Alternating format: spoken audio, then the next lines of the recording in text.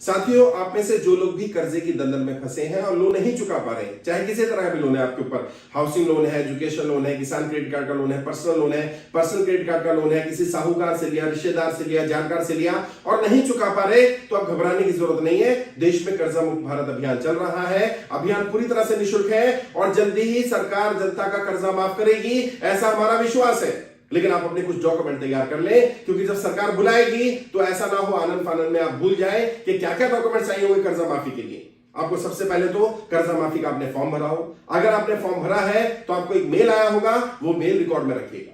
दूसरा, आपके पास एक रजिस्ट्रेशन नंबर आया होगा। अगर आपकी फाइल वित्त मंत्रालय जा चुकी है तो आपको रजिस्ट्रेशन नंबर मिल गया होगा। नहीं मिला है तो आपके राज्य में जब मैं आने वाला हूं तो वहां पर मुलाकात करिएगा। जल्दी ही हम लोग एक पोर्टल भी तैयार करने वाले हैं, उसकी भी जानकारी आपको दे दूंगा। वहां पर अपना रजिस्ट्रेशन नंबर देख सकते हैं ताकि आपके पास फाइल नंबर रहे कि वित्त मंत्रालय में आपकी फाइल कब गई है। तीसरी चीज क्या करनी है, आपने अगर फॉर्म भर दिया है तो आपने अपनी रेफरेंस से कितने लोगों के फॉर्म भरवाए, क्योंकि आप फॉर्म कहीं से भी भरवा सकते हैं, अपने मोबाइल से भरवा सकते हैं, लेकिन रिकॉर्ड रखिए कि कम से कम 10, 20, 50, 100 जो लोग भी आपने फॉर्म भरवाए, ताकि हमें पता रहे कि हम वाकई कर्जा मुक्ति अभियान का आप समर्थन कर रहे थे, ताकि आपका कर्जा माफी के लिए हम लोग और ज्यादा प्रयास करें। एक और चीज, आपके ऊपर कितना लोन है उसको लिख करके रखिए। हर चीज लिखी होनी चाहिए, कितना लोन आपने लिया था, कितना आपने पे कर दिया, किससे लिया है, किस बैंक से लिया है, एनबीएफसी से कौन सी लिया है, रिश्तेदार से कितना लिया, किस रेट ऑफ इंटरेस्ट पर लिया, कितना आपने जमा कर दिया, कितना आपके हिसाब से रह गया है। अगर आप ईएमआई भर रहे हैं लगातार तो उसका रिकॉर्ड आपके पास होगा ही। अगर नहीं भर पा रहे तो कब से नहीं भर पा रहे हैं। अगर आपके पास कोई नोटिस आया तो नोटिस का आपने जवाब क्या क्या दिए, वो सारा रिकॉर्ड रखिए।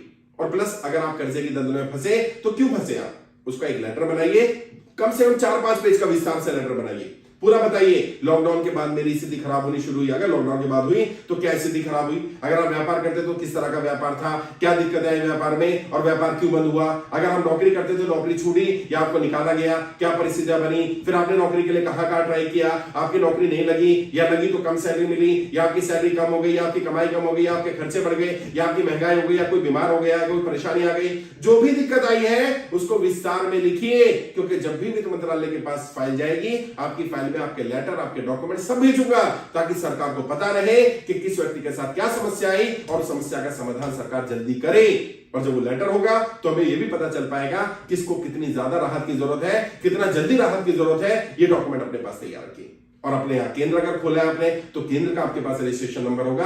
अगर नहीं खोला है तो केंद्र खोलिए अपने यहाँ, फ्री में केंद्र खुल रहा है। आप हमारी ईमेल आईडी है freekmkindia@gmail.com, FREEKMKINDIA@gmail.com, यहां पर मेल कर दीजिए, मुझे अपना कर्जा मुक्ति केंद्र खोलना है। अच्छा, बैनर मंगा लोगे, उस पर कोड होगा, वो कोड रखो अपने पास, ताकि हमें पता रहेगा आप कहां से हो, आपके पास कितने फॉर्म आए हैं। उस एरिया के कोई लोग आएंगे तो मैं भेज दूंगा। अगर आप नहीं जोड़ सकते ना, मैं अपने लोग भेज दूंगा उस एरिया में कि यहाँ हमारा केंद्र खुला, वहां जाकर के करना क्या, कुछ नहीं, जो लोग आएंगे उनके फॉर्म भरवाओ, उनकी डिटेल अपने पास रख लो, कितने लोगों के मैंने फॉर्म भरवा दिए। जितने ज्यादा लोगों के आप फॉर्म भरवाओगे, सरकार पर भी दबाव पड़ेगा, प्लस हमारे सिस्टम में भी पता चलेगा कि व्यक्ति ज्यादा एक्टिवली काम कर रहा है, इसकी मदद ज्यादा होनी चाहिए, इसकी पहले मदद होनी चाहिए।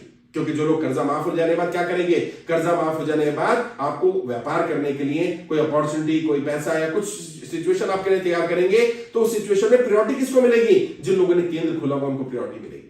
कल को मुझे मत कहना कि सर मुझे मेरा नंबर क्यों नहीं आ रहा, क्योंकि कर्जा मुक्ति तो हो ही जाएगा, आज नहीं तो कल लोगों का कर्जा माफ हो जाएगा।